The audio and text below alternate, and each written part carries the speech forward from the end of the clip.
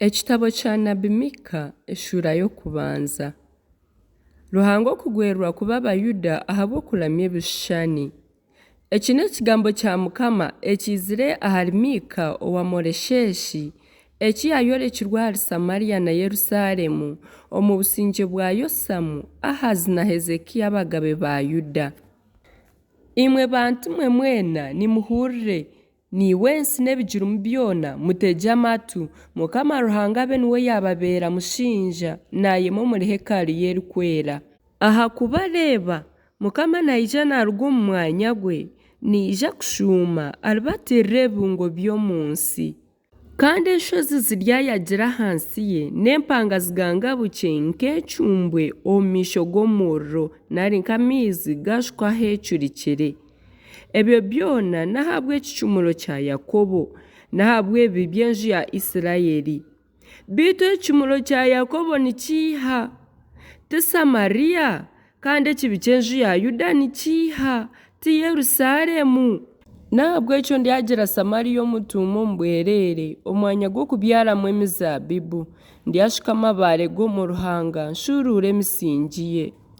Ebishushani bye byona biryahondagurwa, ebihembo bye byona biryayokibwa omuriro, kandi ebishushani bye birikuramibwa ndyabicwekyereza, ahabw'okuba kabiiha omu bihembo bya maraya kandi niyo birigaruka.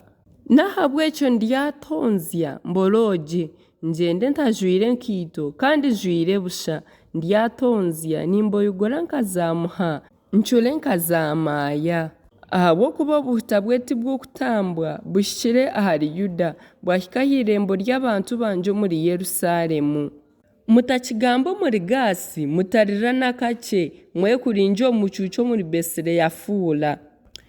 Imwe batuuzi ba Shafiri mwe, murabeho mujwire busha, mwine enshoni. Abatuuzi ba Zanaani tibarikushohora.